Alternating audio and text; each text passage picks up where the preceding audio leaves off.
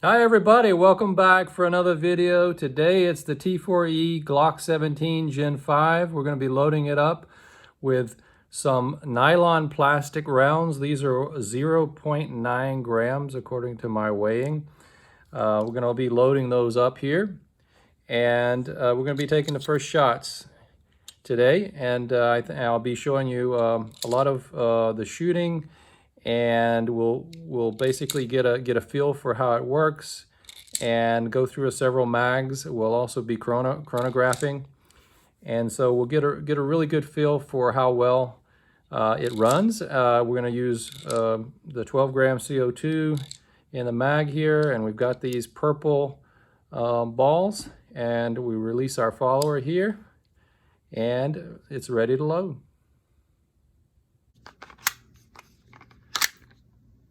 It's in there. Okay, let's see.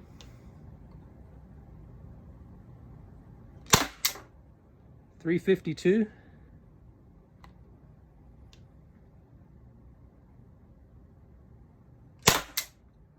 $341.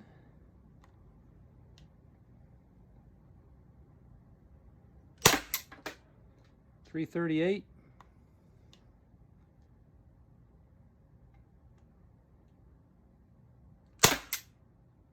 $334. Very consistent. $332. I've lost track.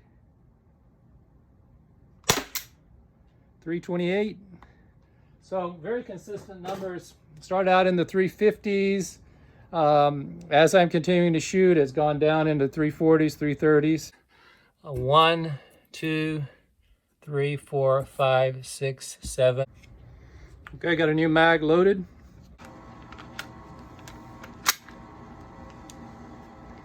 And then you bring it forward like that. Okay, ready?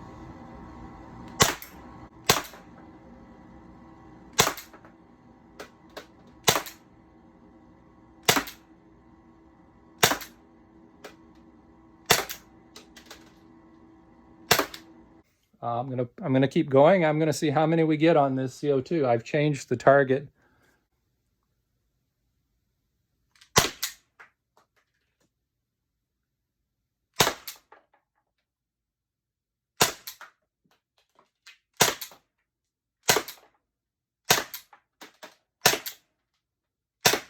Oh yeah. Okay, that's working really well. It's still shooting hard. This is now, I think that's the 4th mag. Let's chrono a fresh CO2. This is a brand new one.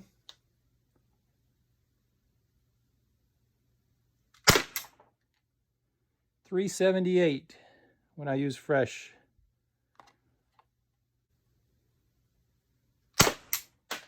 $383.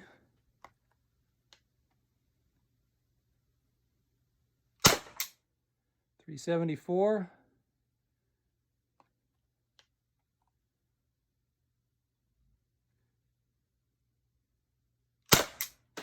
$364.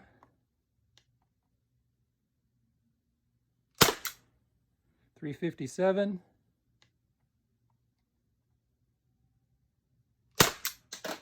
$356. I'm guessing one more, I've lost track. $345. Nice numbers. Started out high in the 370s and drifted down. There's still one more, but I'm going to stop there.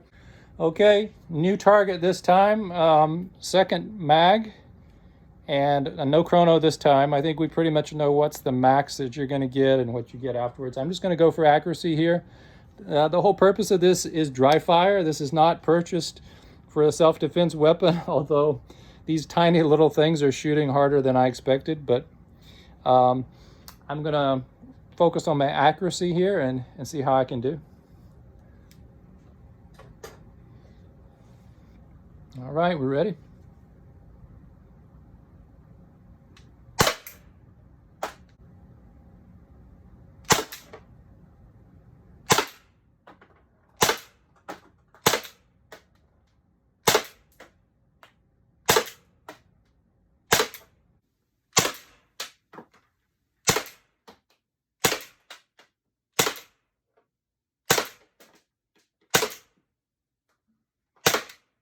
Okay, and again, I ran the whole mag.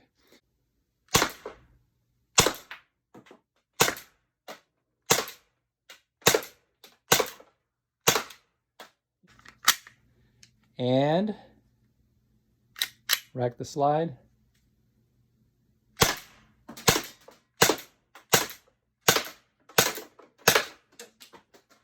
Works. But we'll take a look at my targets and then we'll discuss.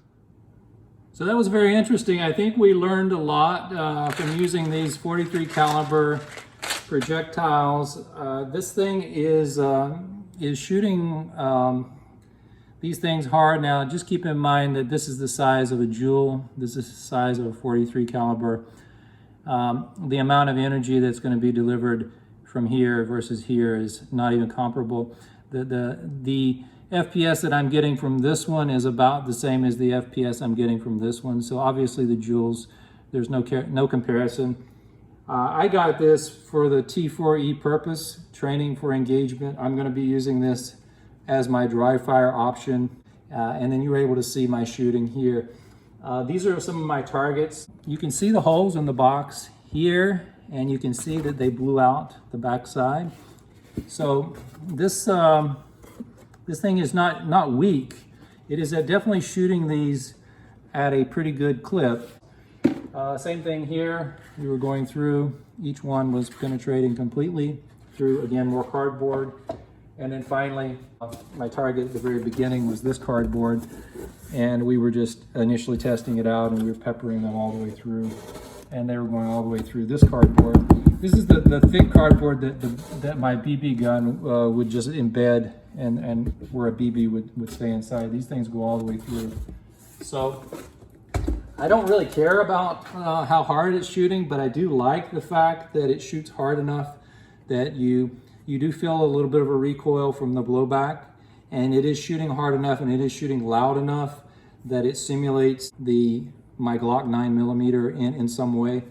And I think the main advantage in future videos that I'll be testing is drawing from my holster and firing and doing other drills and things where I'm moving and things that I just can't do with my Glock 9mm anywhere. I can go to the firing range and I can fire, but I can't do those kind of drills. So this was just a testing video to show you what this does, and I know that other people have been doing those, but I'm doing this with a different perspective. I'm doing this from the perspective of this being my dry fire option. I'm not really looking for power, but I do find the 43 caliber very intriguing. I like this design for my purposes for training, and it's all about the motions and the muscle memory and just the feel, and all of that is the same. And the more I can practice that, the better, and that's my goal with this one. All right, I thought I would just take a few minutes to wrap up this video. You saw me shooting all of those cardboard targets. I did a little bit of shooting. I did about another 5 mags, 1 CO2, put about 40 shots on a piece of paper with a circle drawn here, just to see how the Glock 17 was working here compared to what I'm used to when I go to the range. And so I wanted to show you an interesting observation that I made. One of the problems I think a lot of people might not realize if you don't shoot firearms very often, but because you're controlling the recoil and you're working on your grip, and if you're a new shooter like I am, I haven't been shooting long, shooting a little bit to the left is a common issue, and that's I'm aiming here obviously, and a lot of my shots are going left and low left, and I think that's something also associated with a Glock, and so it's not a surprise, and that's something that I've been working on. But this was from some of my past shooting in the range. Well, with the T4E Glock 17, I was doing this, and I was also shooting for the center, but you can see that my groupings were a little more lower right as opposed to lower left. And I think it's because there's more recoil here. There's very little to no recoil here. So I'm still learning how to train with it. And I never expected that it would be a perfect mimic, that when I use the T4E, I'm going to the right here. And so it just goes to show that there are limitations in using T4E markers, because even up to the time that you pull the trigger, the grip makes a difference. And so as I go forward, I'm going to try to learn more, but I don't know if I need to make adjustments. I don't really want to adjust this over, because I think if I train like that, then I'm going to cause myself trouble with the real firearm.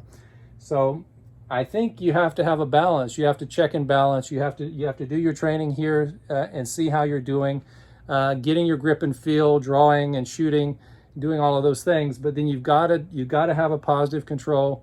You got to go back to the range and you got to cross check and see if what you're doing is actually benefiting you. If it's counterproductive, it's not helping you. So the T4E, in my mind, is meant to improve my training, give me opportunities to train at home when I can, but I don't want to create new problems by compensating in a way that's going to decrease my accuracy in the range. And so I've heard from people who do this and who teach and train people, and they say that it really helps with your accuracy. And so I'll be obviously testing that in the future.